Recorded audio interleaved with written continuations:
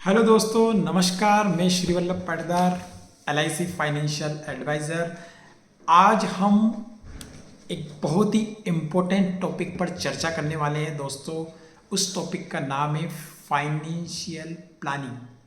आप अपनी financial planning क्यों बनाएं, कैसे बनाएं, हम स्टेप बाय स्टेप इस वीडियो में देखेंगे। सबसे पहले हम बात करेंगे और चर्चा करेंगे तो प्रॉब्लम की सॉल्यूशन की। उस प्रॉब्लम की जो बहुत बड़ी वास्तव में प्रॉब्लम है, उसको हम प्रॉपर समझेंगे कि प्रॉब्लम है तो क्या है, और उस प्रॉब्लम से क्या फ्यूचर में बड़े इश्यूज क्रिएट हो सकते हैं, बड़ी समस्या और क्रिएट हो सकती है। उस प्रॉब्लम का सॉल्यूशन क्या है और क्यों हमें फाइनेंशियल प्लानिंग करना चाहिए, इसका जो सॉल्यूशन है, और कैसे करें, स्टेप बाय स्टेप किन किन चीज़ों को ध्यान में रखते हुए करें, ये सारा प्रॉपर हम इस वीडियो में देखने वाले हैं। इसीलिए दोस्तों इस वीडियो में प्रॉपर बने रहिए और अपना अमूल्य समय देने के लिए मैं कोशिश पूरी करूंगा कि आपको ज़्यादा से ज़्यादा प्रॉपर नॉलेज दे पाऊँ। दोस्तों टॉपिक है हमारा फाइनेंशियल प्लानिंग। समस्या ये है दोस्तों कि आज का जो हमारा युवा है, 80% युवा ऐसे ट्रैप में फंसा हुआ है जो फ्यूचर को देख ही नहीं पा रहा है। एक्चुअली उनके हमारे स्कूल टाइम पे और कॉलेज टाइम पे हमें ऐसा एक माहौल मिलता है, उस टाइम पे हमने ऐसी मूवियाँ देख ली है, एटमॉस्फेयर क्रिएट हो जाता है कि जिंदगी हम सोचने लगते हैं कि आज में ही है। जिंदगी कल में नहीं है, जिंदगी परसों में नहीं है, जिंदगी सिर्फ और सिर्फ आज में है। उस में ध्यान रखते हुए वो कुछ स्टेप ऐसे उठा लेता है कि जिससे उसका फ्यूचर अनसिक्योर हो जाता है और फ्यूचर में बहुत बड़ी समस्या क्रिएट हो सकती है। इसके लिए क्या होता है कि दोस्तों हमारा युवा हमारे कॉलेज टाइम पे मूवी देखता है, कुछ जो मूवियाँ हम कुछ समझते हैं जिंदगी न मिलेगी दोबारा। एक मूवी है ये जवानी है दीवानी, इस टाइप की कुछ मूवियाँ देखता है और उस मूवियों से वो दिल पे ले लेता है और यह सीख लाता है कि ज़िंदगी वास्तव में कल में नहीं है, ज़िंदगी आज में ही है। और वह उस प्रेजेंट को फुल एंजॉयमेंट के साथ जो कुछ उसके पास सेविंग है उसको भी खर्च करके पूरा जीने लगता है।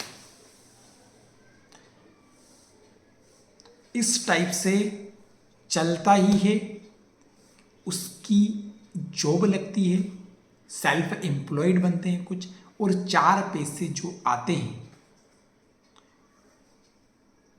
उससे वह पर्सन अपना यूटिलाइज करता है, अपना जीवन जीता है।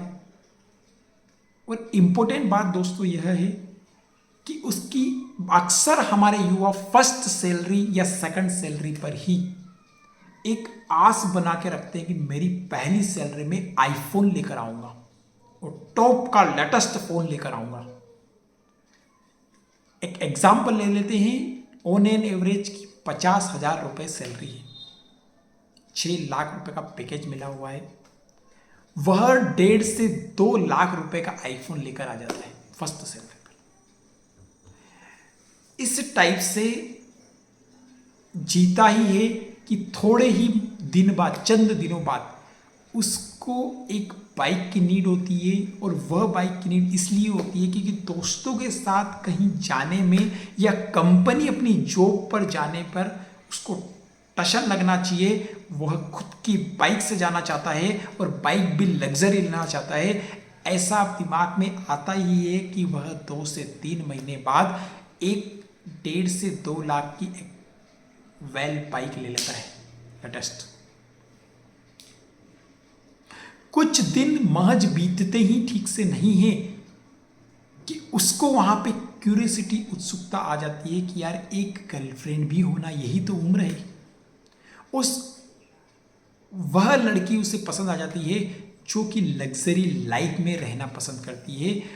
उसके लिए अब वह पर्सन कार प्लान करता है कि यार कंपनी दोस्तों में कुछ रहेगा, अपना नाम शाम बैठक रुतबा, कार तो चाहिए।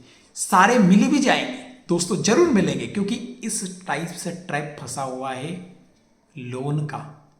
जो आईफोन ईएमआई पे आ गया क्रेडिट कार्ड के थ्रू, बाइक लोन से मिल गई इजीली, कार लोन से मिल जाएगी आपको इजीली सैलरी बेसिस पे। चंद दिन बीते ही नहीं है, एक साल भी ठीक से, कि जहां रहनिवास है वह रेंटेड मकान है।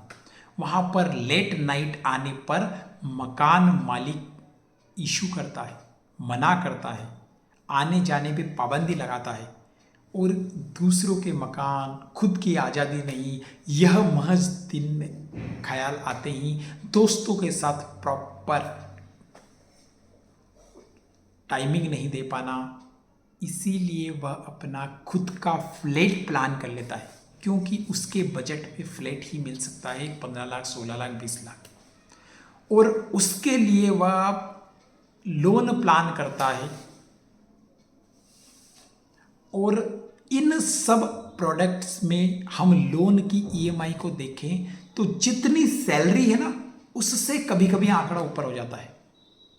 एक तो रेगुलर परिवार का खर्च, परिवार का मतलब उसका खुद का ही खर्च है। परिवार यहाँ पे एक जिम्मेदार नहीं आया है, क्योंकि माता पिता अभी कमा रहे हैं उनका, और शादी हुई नहीं है, बच्चे हुए नहीं हैं, तो खुद के खर्च में ही वह अपना खुद का खर्च, जितने भी प्रोडक्ट्स है उसकी ईएमआई, ऐसे करके 50,000 की जो सैलरी है अब 60 से 70,000 तक का खर्च महीने का होने लगता है दोस्तों। अब यहाँ समस्या ये है कि ऊपर के जो 10-20 हजार रुपए वो कहाँ से लाएं, तो उसके लिए कभी इस दोस्त से कभी उस दोस्त से लिए, लेकिन वो रिटर्न कैसे होंगे।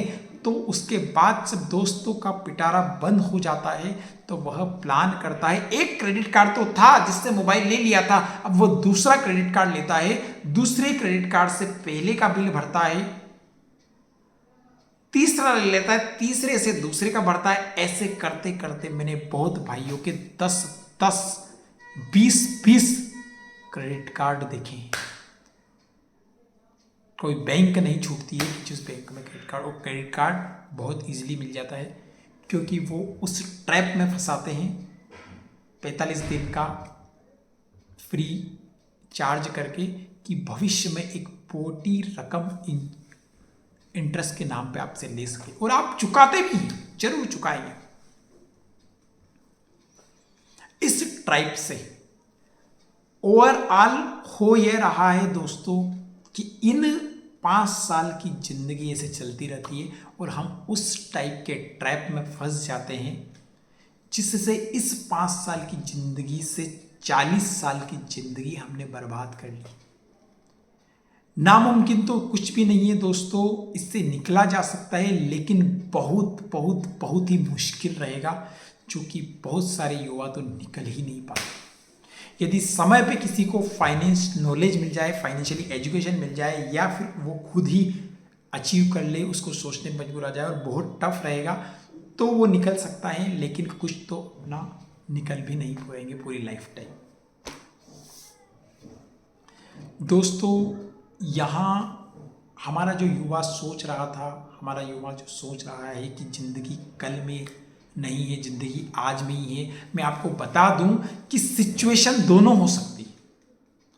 आप कल न रहें, हो सके परसों न रहें, इस टाइम ड्यूरेशन पे न रहें, या फिर आप 90 साल 100 साल भी जी सकते हैं।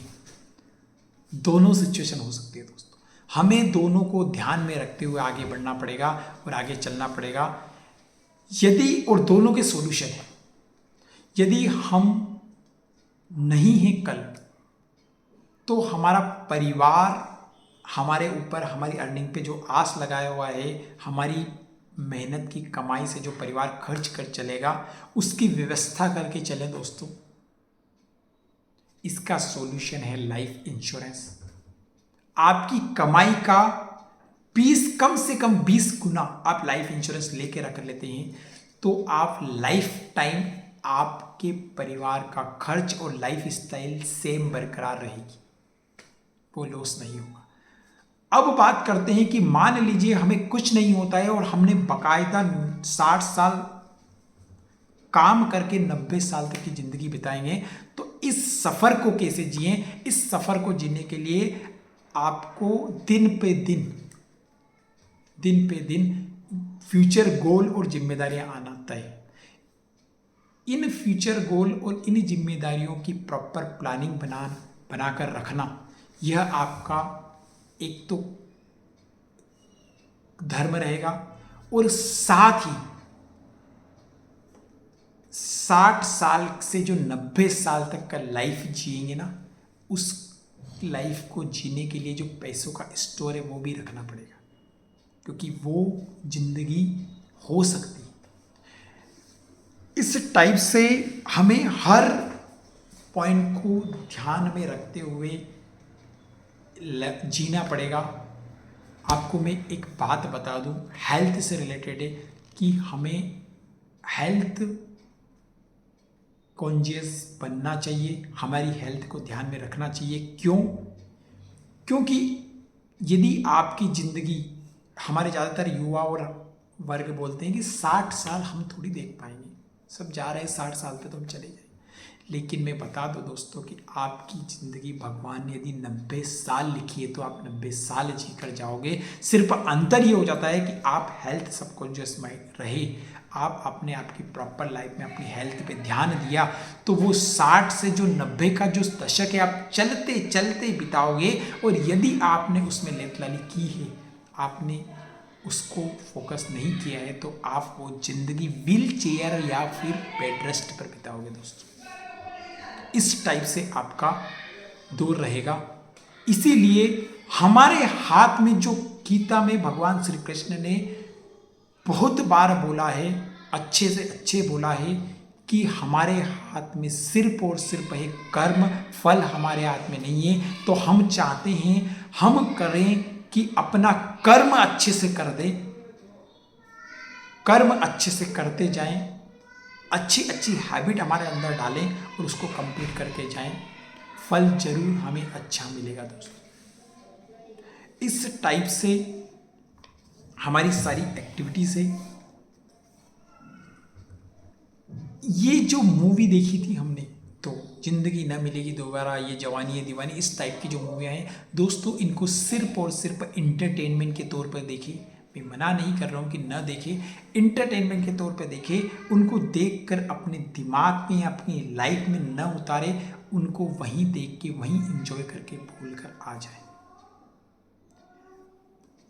उस टाइप की सिचुएशन अपनी लाइफ में न उतारे दोस्तों। अब हम बात करते हैं कि कमाई की कि क्या होता है। मान लिए 2 पर्सन हैं, एक राम है और एक श्याम है। राम की कमाई सपोज मान लेते हैं 50,000 रुपये पर मंथ है और श्याम की कमाई 1 लाख रुपए है। मैं आपसे पूछना ये चाहता हूं दोस्तों कि इसमें आने वाले दिनों में 10 साल, 20 साल, 25 साल बाद अमीर, ज़्यादा पैसे वाला अमीर कौन रहेगा, फाइनेंशियली स्ट्रांग कौन रहेगा? हमारे अक्सर भाई लोग बताएंगे कि श्याम रहेगा। मैं आपको बता दूं ये गलत आंसर है। तो फिर बाकी कुछ रहेंगे जिसने आंसर नहीं दिया या वही कि राम रहेगा, ये भी गलत आंसर है दोस्तों। राम और श्याम उस सिचुएशन पे रहेंगे कि किसने ज्यादा पैसा बचाया है और उसको सही जगह इन्वेस्ट किया है। मैं आपको बहुत अच्छा हेल्थ और पैसे से रिलेटेड एक व्याख्यान बता दूं कि दोस्तों, हम खाना खाते हैं तो जरूरी ये नहीं कि खाना आपने कितना खाया, बल्कि जरूरी ये है दोस्तों कि हमने उस खाने को कितने अच्छे तरीके से पचाया। यह हमारी हेल्थ को डिपेंड करेगा। हमारी हेल्थ खाना खाने पे डिपेंड नहीं करेगी, अच्छी होनी या बुरी होनी, वो डिपेंड करेगी कि हमने उस खाने को कितना अच्छे तरीके से पचाया। उसी प्रकार हमारा लाइफ में पैसा कितना कमाना इंपॉर्टेंट, आपकी अमीरी, आपका फाइनेंशियली स्ट्रांग पर डिपेंड नहीं करेगा, डिपेंड उस बात पर करेगा कि आपने उस पैसे से कितना बचाया और उस बचे हुए पैसे को कहां कैसे इन्वेस्ट किया, डिपेंड ये करेगा। उसी प्रकार राम और श्याम में किस व्यक्ति ने ज्यादा पैसा बचाया और उस पैसे को कहां इन्वेस्ट किया, कहां पे रखा, सही जगह रखा, वह इंपॉर्टेंट रखेगा। दोस्तों आप देख लीजिए ना, इस एग्जाम्पल में ही देख लेते हैं कि मान लीजिए श्याम 1 लाख रुपए कमा रहा था, उसने इस टाइप की, अभी अपन ने जो पहले देखा है, इस टाइप की 5 साल लाइफ जिए और 1 लाख के बजाय उसकी EMI 1,10,000, 1,20,000 चल रही है। तो जो 20,000 रुपए ऊपर के चल रहे हैं ना, साल के ये पैसे हो जाते हैं 2,40,000 रुपए और 10 साल में ये पैसे हो जाएंगे आपके 24 लाख रुपए आप पे कर चुके हैं। सबसे बड़ी बात तो, और 20 साल में ये पैसा हो जाएगा 48 लाख रुपए आपको एक्स्ट्रा चुकाना है। और इस पैसे पर जो इंटरेस्ट दोगे, 20 साल में डबल इंटरेस्ट भी माने हम, बिल्कुल बैंक का इंटरेस्ट के तौर पे, तो आपको 48 लाख के बदले 96 लाख का कर्ज रहेगा, 20 साल कर्ज। और अब उस राम की बात करते हैं जो 50,000 रुपए अर्न कर रहा है, लेकिन जैसे तैसे वो अपना पूरा खर्च सिर्फ 20,000 में मैनेज कर लेता है। उसने दिमाग में ही बिठाए रखा है राम ने कि मेरी इनकम ही 20,000 है, उससे ऊपर वो करता ही नहीं और 30,000 रुपए बचाता है। अब अपन बचत देखते हैं दोस्तों कि एक साल में वह 3,60,000 रुपए, एक महीने के 30,000 बचा रहा है, एक साल में वह 3,60,000 रुपए बचा रहा है, 10 साल में वह 36 लाख और 20 साल में वो 72 लाख बचा रहा है। और आपको मैं दोस्तों बता दूं कि ये वो सेफली भी इस पैसे को कहीं पे इन्वेस्ट करे ना, मात्र 6 से 7% में, तो यह 72 लाख रुपए 20 साल में 1,44,44 बन जाएंगे दोस्तों, 1,44,44,00,000। ये बहुत लोअर इंटरेस्ट के साथ मैंने बताया, बहुत। सोचो 50,000 जो कमा रहा है उसके पास अब 1.5 करोड़ रुपए हैं, और जो श्याम 1 लाख कमा रहा था वो 96 लाख के कर्जे में है। यह अंतर आ जाता है।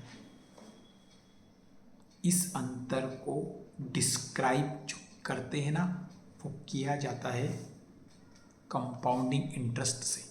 कंपाउंडिंग इंटरेस्ट, चक्रवृद्धि ब्याज, यह जो शब्द है ना, हमारे अल्बर्ट आइंस्टीन महान वैज्ञानिक ने इस कंपाउंडिंग इंटरेस्ट को दुनिया का 8वां अजूबा कहा है।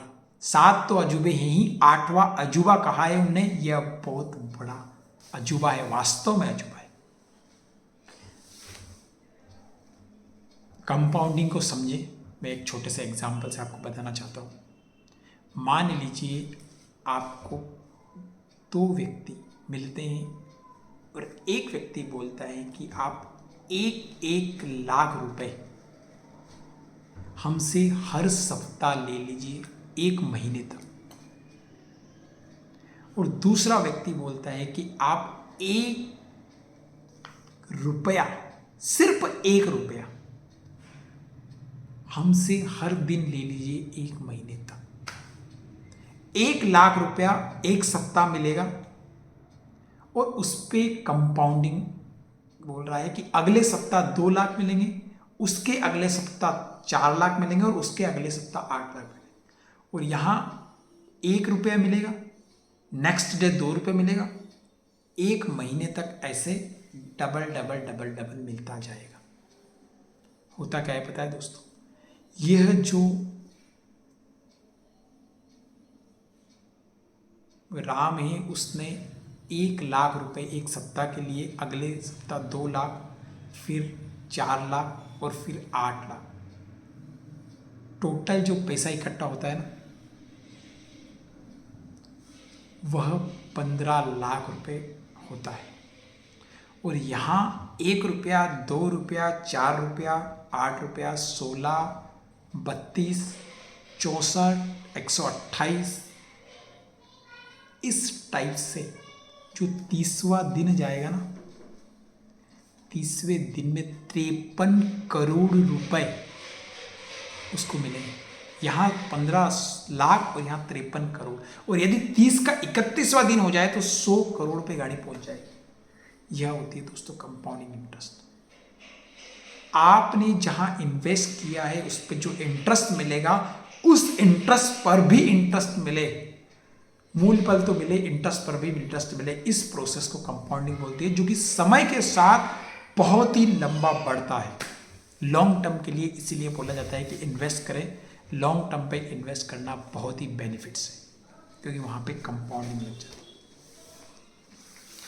अब बात आती है दोस्तों कि इन्वेस्टमेंट के लिए एक बेहतर सटीक तरीका है। यह हमारे बड़े बुजुर्ग लोग भी बोल के गए हैं।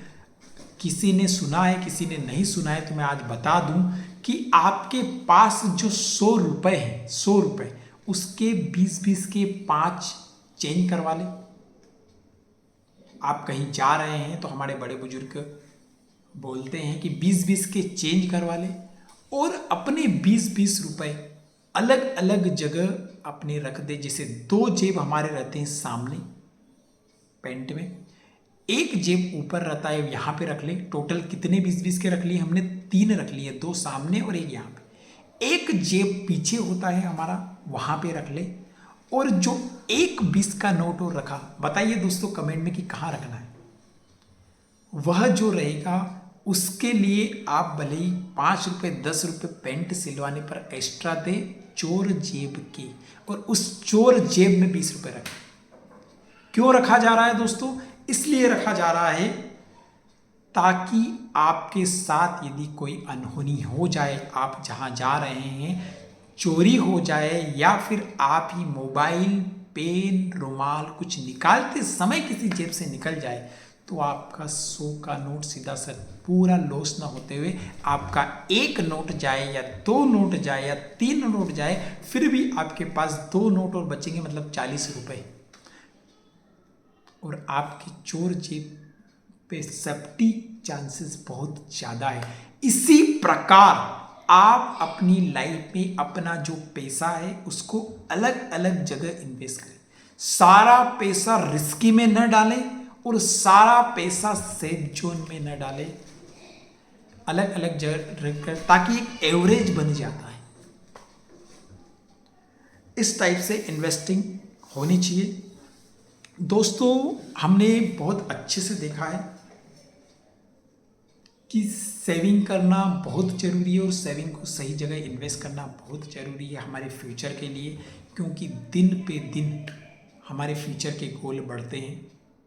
एक आम व्यक्ति को परिवार से रिलेटेड जो खर्च होता है, परिवार खर्च, माता पिता के मेडिकल से रिलेटेड खर्च, तीर्थ यात्रा से रिलेटेड कोई खर्च, एक मकान बनाना, कार लेना, बच्चों की शादी, बच्चों की एजुकेशन, इससे रिलेटेड खर्च आते ही हैं। यदि वो अपना इंडिया टूर या वर्ल्ड टूर उसने सपना देखा है तो वो एक बड़ा खर्च। इस टाइप से फ्यूचर के गोल रहते हैं, उनको पूरा करने के लिए छोटे छोटे पैसे सेव करके, इन्वेस्ट करके आप आसानी से पूरा कर सकते हैं।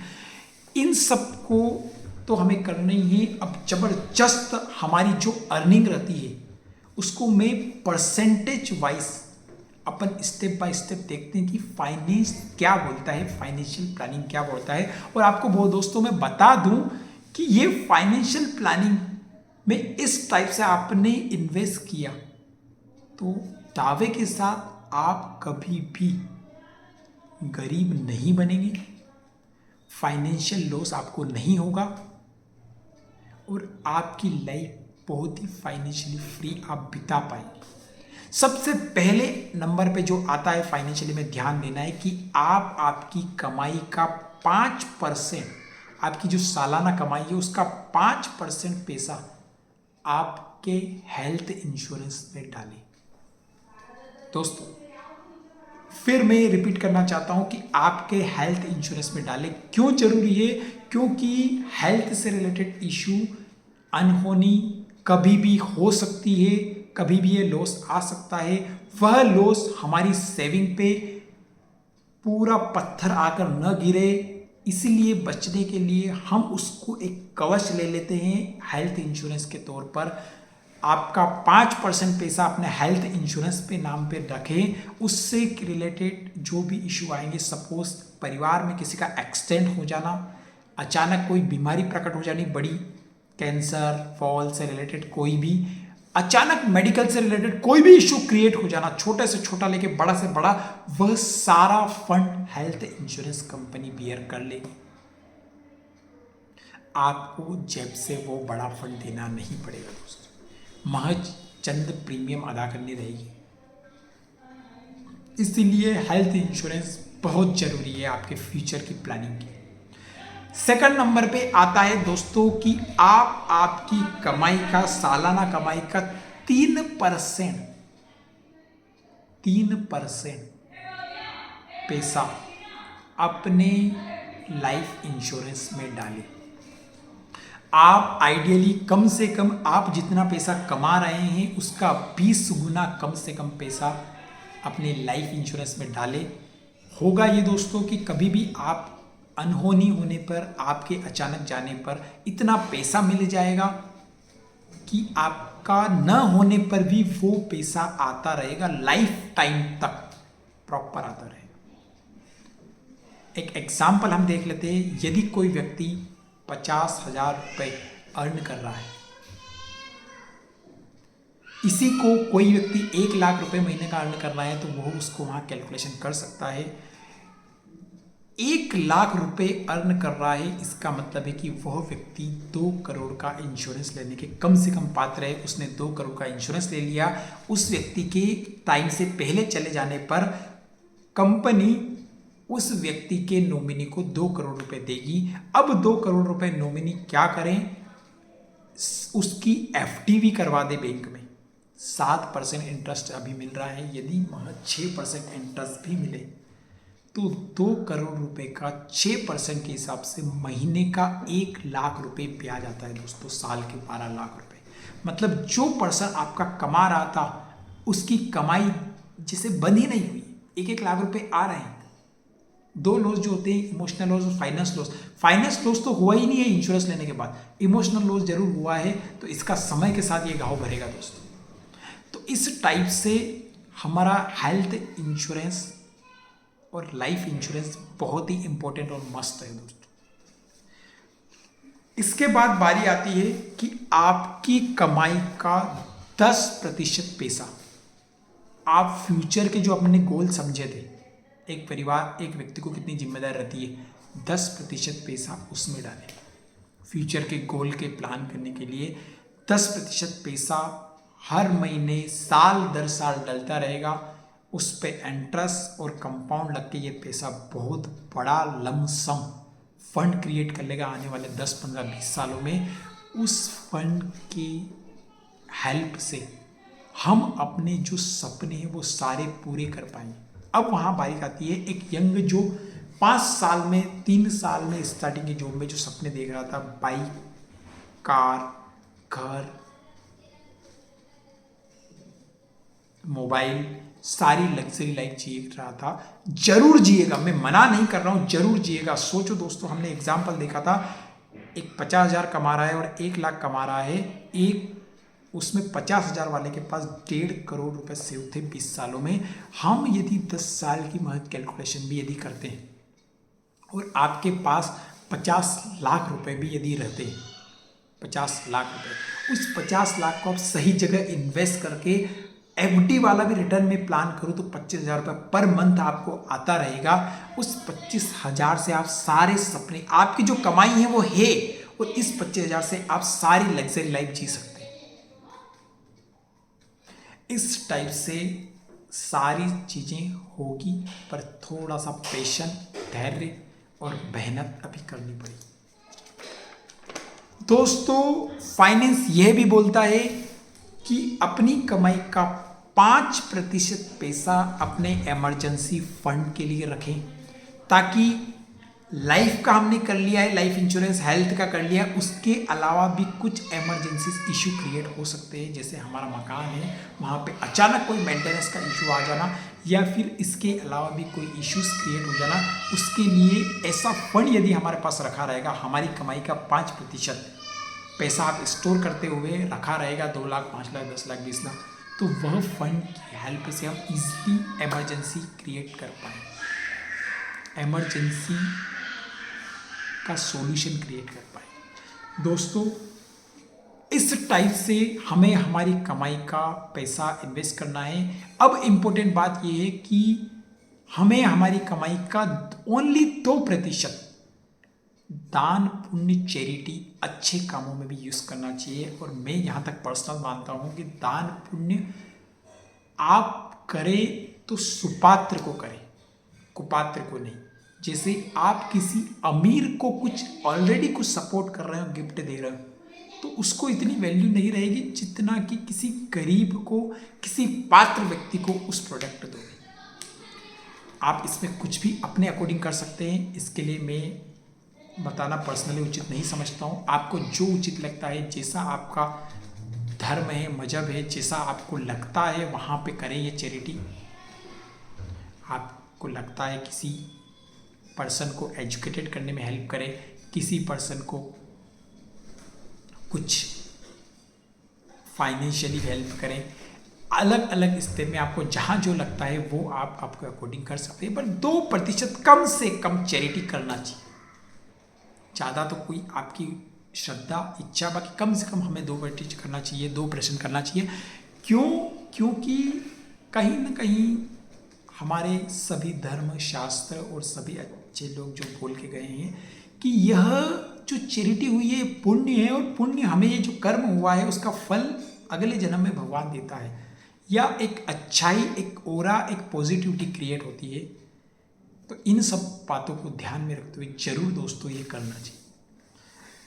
हमारा नेक्स्ट जो पॉइंट रहता है इसमें दोस्तों, हमने जो पैसा हमारे फाइनेंशियली सिक्योर में जो रखा है, हमारी कमाई का 25%, 4 हिस्से कर दें तो 25% एक हिस्सा इन चीज़ों में आपको मस्ट लगाना है, जरूर लगाना ही है। इससे आप फाइनेंशियली सिक्योर हो जाएंगे। और बाकी जो 3 पार्ट है, 75% पैसा, सपोज इसकी 1 लाख की कमाई हो, 25,000 रुपये मंथ के इन कामों में इन्वेस्ट करें, और 75,000 रुपये अपने परिवार खर्च, उसकी जो जिम्मेदारियां हैं, जो काम करना है उसको, जो उसको उचित लगता है वो करें। दोस्तों, होता यह है कि 2 फॉर्मूले नॉर्मली चलते हैं, जो कि मैक्सिमम पुराना एक फॉर्मूला है कि इनकम हुई सपोज 1 लाख रुपए, उसमें से खर्च कर दो जितना हो रहा है, जो परिवार का खर्च करना है, जितना जो कर सकते हैं आप खर्च कर दो, और जो बचता है, जो सेविंग होती है, उस सेविंग को इन्वेस्ट करो। तो दोस्तों, होता ये है कि 1 लाख रुपए जो आपकी हमारी कमाई हुई थी उससे खर्च हो जाता है 1,10,000 रुपये। हमारी जो बचत होती है वो नेगेटिव में रहती है दोस्त, या फिर कोई नेगेटिव नहीं कर सकता है, तो 1 लाख इनकम आती है और 1 लाख ही खर्च हो जाता है, कुछ बचता ही नहीं मैक्सिमम। हमारे दोस्त भाइयों लोग बोलते हैं इस फॉर्मूले को अपडेट करने की जरूरत है दोस्तों। अपडेट करके आपको ये करना है कि 1 लाख रुपए जो आपकी इनकम हुई है उसमें आपको सबसे पहले बचत करनी, जितनी भी बचत करें 20%, मतलब 20,000, 25%, 25,000, 10%, 10,000 रुपये, ये पैसा बचत करना है। और आइडियली मैं बता दूं आपको 20 से 25% पैसा आपको बचत करना ही है आपकी यंग एज। तो यह जो 25,000 रुपये हैं, 1 लाख में 25%, इसको सबसे पहले आप सेव कर दे, और जो खर्च के तौर पे आप पैसा बचाए 75,000 रुपये, आपके सबकॉन्शियस माइंड में बिठा ले कि मेरी सैलरी 1 लाख रुपए नहीं है, सिर्फ और सिर्फ 75,000 रुपये ही। मैं तो कमा ही 75 रहा हूँ, खुद को भी बिठा ले और परिवार को भी यही बता दे और सबको यही बता दे, मैं तो 75,000 रुपये ही अर्न कर रहा हूँ, उसको इन खर्च करें। 25,000 को बिल्कुल खर्च न करें, यह फाइनेंस बोलता है और ये फॉर्मूला आज ही आप अपडेट कर दीजिए। दोस्तों, मैं अक्सर मेरे वीडियोस में, मेरी बातों में बोलता हूँ कि आप जो फाइनेंशियली गोल बना रहे हैं उसको एक पेज पर लिखें। ये बार बार लिखने का क्यों बोलता हूँ मैं, अभी इसको हम प्रैक्टिकली समझते हैं। दोस्तों, मैं आपको ये अभी एक क्वेश्चन पूछता हूँ, बताइए 12,646 मल्टीप्लाई बाय 8,796, इनका मल्टीप्लाई करके बताइए दोस्तों। पॉसिबल है हम माइंड कैलकुलेशन से बता पाएंगे? इम्पॉसिबल। क्यों? क्योंकि हमने माइंड से कभी इतनी कैलकुलेशन नहीं की है। हमारा माइंड इतनी कैलकुलेशन को याद नहीं रख सकता, रख तो सकता है लेकिन प्रैक्टिस की जरूरत है, जो कि आम जनता की किसी की भी नहीं। अब यही क्वेश्चन आपको एक पेन और पेज पर यदि दे दिया जाता तो आप महज 3 मिनट 4 मिनट में ऑन एन एवरेज इसको सोल्व कर देते। यस या नो? कर देते। जो क्वेश्चन माइंड से आप 10 मिनट 20 मिनट टाइम लेके बाद भी इम्पॉसिबल कर नहीं पाओगे, वो 3 से 4 मिनट में आपने कर दिया है, कर रहे हैं गारंटी। तो ऐसे ही दोस्तों, हम माइंड में हमारे फ्यूचर गोल रखेंगे तो वो आज नहीं तो कल नहीं तो परसों भूल आ जाता है। लेकिन आप रिटर्न में लिख लेंगे और उसको स्टडी करते रहेंगे तो रोज उन पर काम कर पाएंगे, उनको याद कर पाएंगे, और जिस टाइप से वह कैलकुलेशन करना, कैलकुलेशन से इजली है, इसी टाइप से आप फ्यूचर गोल भी अचीव करने में चांसेस काफ़ी अच्छे से बन जाते हैं। इसलिए अपनी इम्पोर्टेंट कैलकुलेशन, अपना अकाउंटेड, अपना हिसाब किताब ज़्यादातर लिख के रखें और उसको टाइम टू टाइम मॉडिफाई करते रहें। दोस्तों, आपको एक बहुत इम्पोर्टेंट बात मैं बता दूं कि हम आज गरीब हैं, हमारे दोस्त गरीब हैं। हम हमारे दोस्तों के लिए, गरीब के लिए कुछ करना चाहते हैं, तो आप उस गरीबी में रहकर उनकी हेल्प नहीं कर सकते दोस्तों। उनके घर में राशन, उनके घर में पानी, उनके घर की व्यवस्था, उनकी लाइफ स्टाइल को अच्छी नहीं कर सकते हैं। लेकिन आप इस गरीबी से आप कुछ हट के निकल कर, मेहनत करके, अर्न करके, सेव करके आप सोचो अमीर बनते हैं, और अमीर बन के आपके जो गरीब दोस्तों की सबकी अच्छे से मदद कर सकते हैं दोस्तों। इसीलिए अमीर बनना बुरा नहीं है। आपकी सोसाइटी, आपका समाज, आपका गांव, आपके जो लोग, उनको भी आप हेल्प कर सकते हैं। इसीलिए गरीब बनकर रहने में फ़ायदा नहीं है। आप अमीर बनकर आपके दोस्तों की हेल्प करने में, आपके साथीदारों को हेल्प करने में फ़ायदा है।